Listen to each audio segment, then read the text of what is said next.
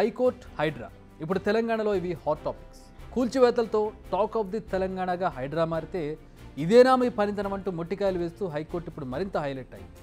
ఎందుకు హైకోర్టు ఏమడిగింది, హైడ్రా ఏం సమాధానం ఇచ్చింది, విచారణ సందర్భంగా అక్కడ జరిగినటువంటి వ్యాఖ్యలు ఏంటి? ప్రస్తుతం అన్స్టాపబుల్ అన్నట్టుగా హైడ్రా దూసుకుపోతుంది. బట్ ఈ స్పీడ్ తగ్గించాలంటూ చాలామంది కోర్టును ఆశ్రయించారు. దీంతో హైకోర్టు కూడా రంగంలోకి దిగింది. హైడ్రా కమిషనర్ రంగనాథ్పై ప్రశ్నల వర్షం కురిపించింది. ఆదివారం రోజు ఎందుకు కూల్చివేతలు చేపడుతున్నారు, హైడ్రాకున్న చట్టబద్ధత ఏంటి, చట్టాలను ఉల్లంఘించి కూల్చివేతలు చేస్తున్నారా, చార్మినార్ను కూల్చాలని అక్కడ ఎంఆర్ఓ చెబితే కూల్చేస్తారా, అక్రమ కట్టడాలు కడుతుంటే ఆపాలి లేదా సీజ్ చేయాలి కానీ నిబంధనలు ఉల్లంఘించి కూల్చడం ఏంటి, కోర్టు ఆదేశాలను కూడా పట్టించుకోరా, చట్టాలకు లోబడి పనిచేస్తారా, కొందరు నేతలు చెప్పినట్టు పనిచేస్తారా, పొలిటికల్ బాస్ల కోసం పనిచేస్తే ఇబ్బందుల్లో పడతారు, 48 గంటల్లో ఖాళీ చేయాలని నోటీసులు ఇచ్చి 40 గంటల్లో ఎలా కూలుస్తారు? హైడ్రా ఏర్పాటు అభినందనీయం, బట్ హైడ్రా వ్యవహరించే తీరు అసలు బాగాలేదు. అంతేకాదు ఇష్టానుసారంగా కూల్చుకుంటూ పోతే ఏకంగా జీవో 99 పైన స్టే విధిస్తాం. ఇలా సాగిపోయింది హైకోర్టు విచారణ తీరు. వెంటనే కౌంటర్ దాఖలు చేయాలని ఆర్డర్ వేసింది. ఇన్ని ప్రశ్నలు వేసిన హైకోర్టు హైడ్రా ఏర్పాటును కానీ హైడ్రా లక్ష్యాన్ని కానీ ఎక్కడా తప్పు పట్టలేదు.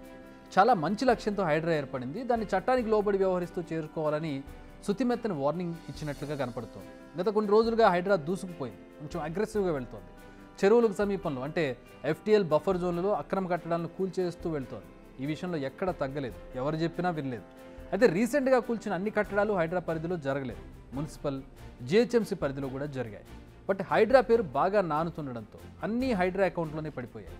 GHMC మున్సిపల్ వాళ్ళు చేసింది కూడా హైడ్రా అకౌంట్లో పడింది. హైకోర్టు మాట్లాడిన దాంట్లో ఒక పాయింట్ మాత్రం హైలైట్ అని చెప్పాలి.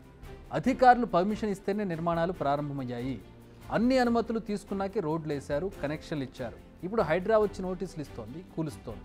ఇక్కడ ప్రభుత్వ శాఖల మధ్య సమన్వయం లేదు, కానీ వీటన్నిటికీ బలవుతున్నది మాత్రం సామాన్యులే కదా. ఈ విషయంలో హైడ్రా నిజంగానే ఆలోచించాలి. మనం కూడా మొదటి నుంచి ఇదే విషయాన్ని చెబుతున్నాం. అక్రమ కట్టడం కూల్చడం కాదు, అసలు ఆ కట్టడం నిర్మాణానికి అనుమతించింది ఎవరు? ఒకవేళ అనుమతి తీసుకోకుండా నిర్మిస్తుంటే వేడుక చూసింది ఎవరు? ఇవన్నీ చేసిన వారిని కూడా వదిలిపెట్టకూడదు. అప్పుడే ఫ్యూచర్లో ఇలాంటి ప్రాంతాల్లో నిర్మాణాలు చేపట్టడానికి పర్మిషన్స్ ఇవ్వాలంటే భయపడతారు. అసలు పర్మిషన్ ఇవ్వకపోతే కట్టడం ఎక్కడి నుంచి వస్తుంది? అలా కట్టడానికి ఎవరు ధైర్యం చేస్తారు?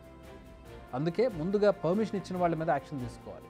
లేదంటే లక్షలు పోసి అనుమతులు తీసుకొని కోట్లు వెచ్చించి కట్టుకున్న తర్వాత ఒకానొక రోజు వచ్చి కూల్చేస్తే ఎవరికైనా బాధగానే ఉంటుంది. ప్రతి ఒక్కరిది సంపాదించిన రూపాయి. కొంతమంది అయితే రూపాయి కూడబెట్టుకొని సొంత ఇంటిని కట్టుకుంటారు, అదొక కళ. అలాంటి ఇంటిని కూల్చినప్పుడు వాళ్ళ బాధ వర్ణనాతీతంగా ఉంటుంది. ఇది అది మళ్ళీ వెనక్కి రాదు కూడా.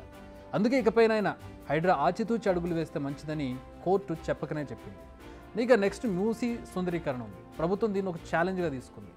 మూసీ పరివాహక ప్రాంతాల్లో ఉన్న వారిని తరలించి ఆ ప్రాంతాన్ని అభివృద్ధి చేయాలని చూస్తోంది. అయితే మూసీపై కూడా ఏకంగా 20 లంచ్ మోషన్ పిటిషన్లు దాఖలయ్యాయి, ఇంకా పని మొదలే కాలేదు.